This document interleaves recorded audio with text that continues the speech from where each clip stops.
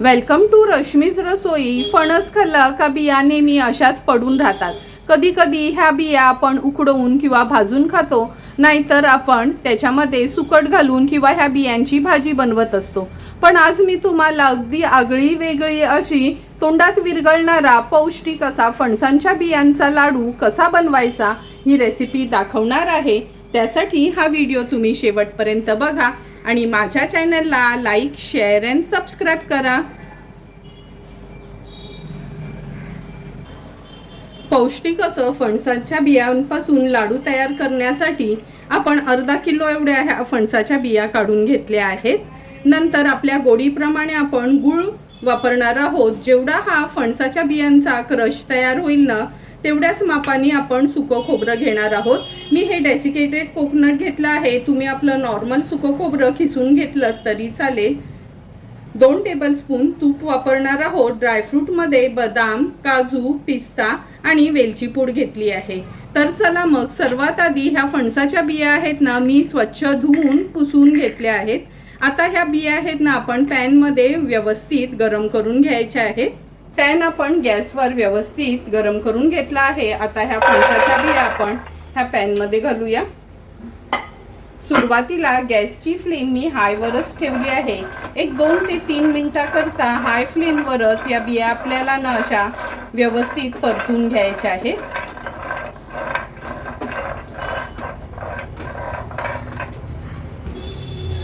2 ते 3 मिनिटं झाले आहेत। आपण हाय फ्लेमवर ह्या बिया अशा भाजून घेतल्या होत्या, म्हणजे परतून घेतल्या होत्या। आता अगदी लो फ्लेम ठेवून 8 ते 10 मिनिटाकरता ह्या बिया कंटिन्यू आपल्याला अशा परतून घ्यायच्या आहेत, म्हणजे ह्या न थोड्या कोरड्या होतील।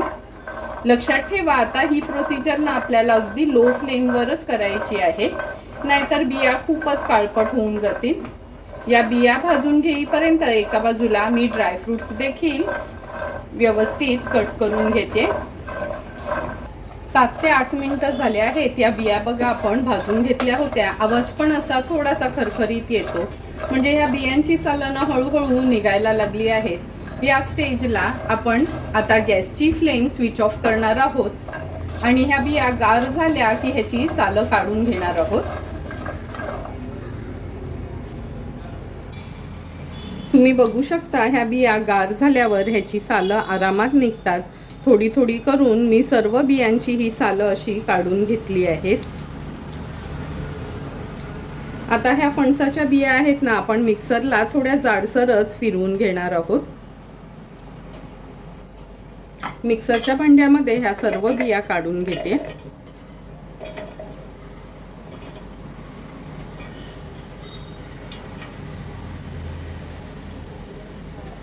आता अगदी जाडसरच हे आपण मिक्सरला बारीक करून घेणार आहोत।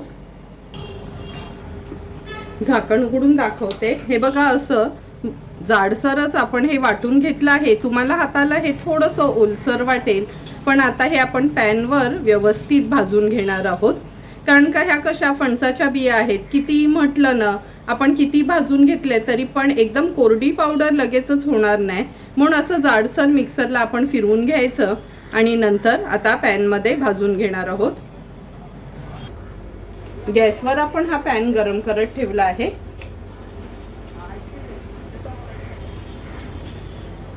पूर्ण हा क्रश काढून घेते आणि लो टू मीडियम फ्लेमवर व्यवस्थित हे आपल्याला कोरडं होईपर्यंत भाजून घ्यायचं आहे।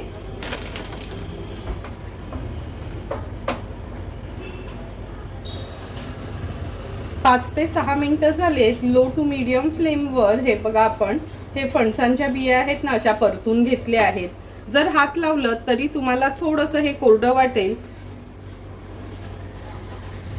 जरी हात लावलात ना तरी तुम्हाला असं वाटेल का हे थोडं ओलसर आहे का, पण हे गार झालं का मग छान कोरडं कोरडं दिसू लागेल।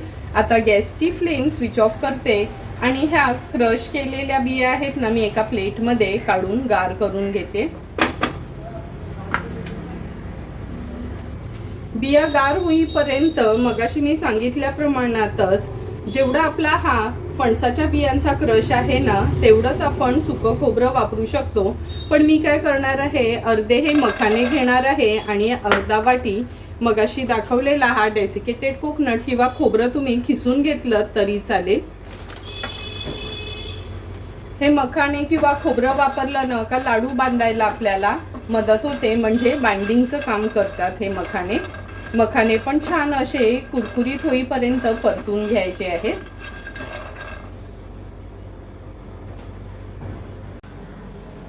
हे बघा, ह्या बिया पण आता गार झाल्या आहेत, थोड्या कोरड्याच झाल्या आहेत आणि हे मखाणे पण छान असे क्रिस्पी तयार झाले आहेत. आता आपण ह्या बिया मोजून घेऊया मिक्सरच्या भांड्यामध्ये.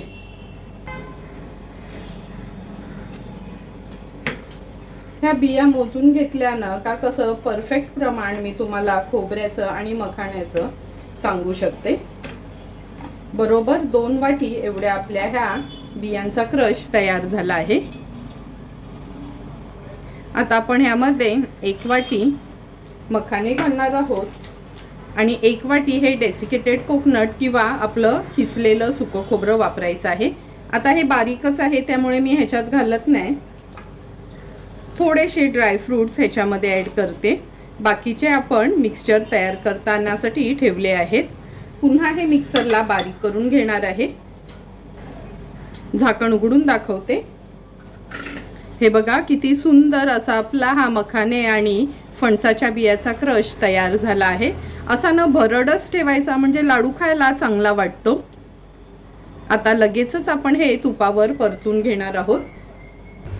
गॅसवर आपण हा पॅन गरम करत ठेवला आहे. 2 चमचे एवढं मी तूप घेते.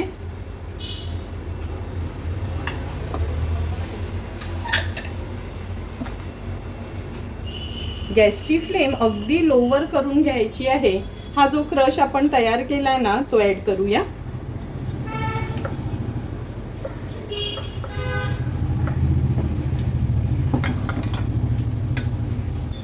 ह्याच्यासोबतच आपण हे डेसिकेटेड कोकोनट 1 वाटीभर घेतलं आहे. म्हणजे ज्या वाटीनी आपण ते मिक्सचर मोजलं होतं त्याच वाटीनी मखाणे आणि डेसिकेटेड कोकोनट आपण मोजून घ्यायचं आहे.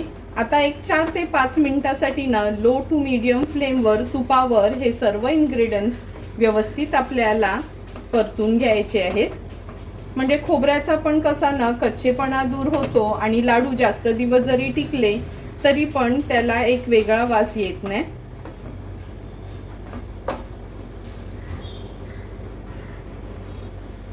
एक 2 मिनिटं झाले आहेत. तुपावर आपण हे छान मिक्सचर परतून घेतलं आहे. आता ह्याच्यामध्ये थोडे ड्रायफ्रूट्स घालूया. आणखीन 2 ते 3 मिनिटासाठी व्यवस्थित हे मी तुपावर परतून घेते. सुरुवातीलाच न खूप जास्त तूप घालायचं नाही. नंतर लाडू बांधताना आपल्याला असं वाटलंच का तुपाचं प्रमाण थोडंसं कमी आहे किंवा बांधायला थोडा त्रास होतो तरच एक्स्ट्राचं तूप घालायचं, नाहीतर जास्तचं तूप वापरायची गरज नाही. आणखीन 2 ते 3 मिनिटासाठी हे मिक्सचर व्यवस्थित परतून घ्यायचे.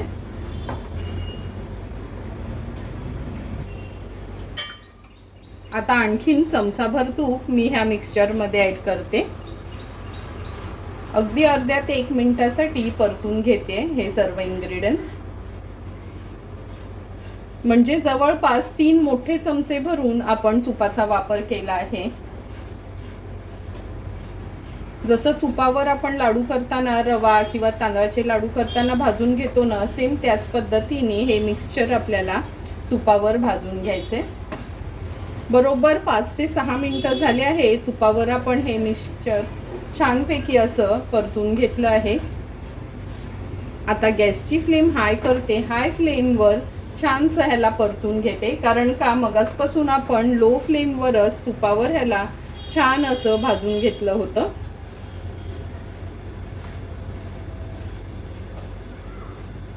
आता गॅसची फ्लेम स्विच ऑफ करते आणि ह्याच्यामध्ये मी वाटीभर गूळ खिसून घेतला आहे ते ॲड करते. चमचाभर वेलची जायफळ पूड. व्यवस्थित हे मिक्सचर आपल्याला एकजीव करून घ्यायचं आहे आणि पुन्हा एकदा गरम गरम असतानाच मिक्सरला थोडं फिरवून घेऊया, म्हणजे गूळ कसं छान एकजीव होऊन जाईल ह्या मिक्सचरमध्ये. लगेचच प्लेटमध्ये काढून घेते आणि मिक्सरला हे फिरवून घेते.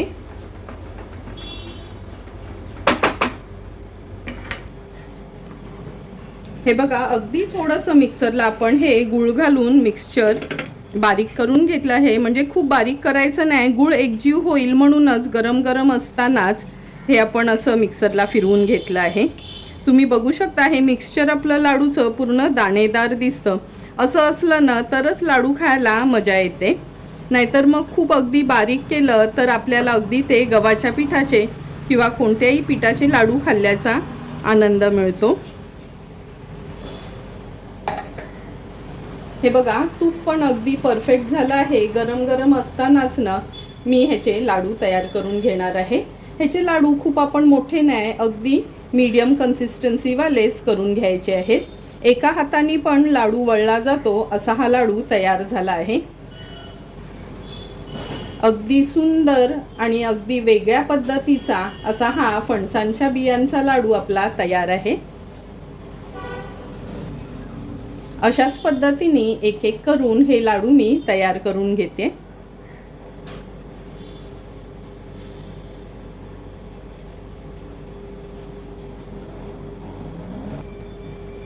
तुम्ही बघू शकता थोडे थोडे करून सर्व आपले लाडू झटपट असे वळून झाले आहेत। फक्त ह्या बियांचा साल काढायलाच आपल्याला वेळ लागतो, नाहीतर लाडू बनवायला काय जास्त वेळ लागत नाही। आगळे वेगळे असे हे तयार झालेले फणसांच्या बियांपासून केलेले लाडू आता आपण सर्विंग प्लेटमध्ये सर्व करणार आहोत। सुंदर असे तयार झालेले ह्या फणसांच्या बियांपासून केलेले लाडू आपण ह्या सर्विंग प्लेटमध्ये सर्व करून घेतोय। तुम्हाला पण जर मी बनवलेले आगळे वेगळे असे हे फणसांच्या बियांपासून केलेल्या लाडूची रेसिपी आवडली असेल तर तुम्ही पण नक्की एकदा तरी हे लाडू घरी ट्राय करा आणि मला कमेंट करून सांगा की तुम्ही बनवलेले हे फणसांच्या बियांचे लाडू कसे झालेत ते। जर तुम्हाला मी बनवलेल्या ह्या फणसांच्या बियांपासून तयार केलेल्या लाडूचा व्हिडिओ आवडला असेल तर नक्की माझ्या चॅनलला तुम्ही लाईक, शेअर अँड सबस्क्राईब करा। Thank you for watching my video.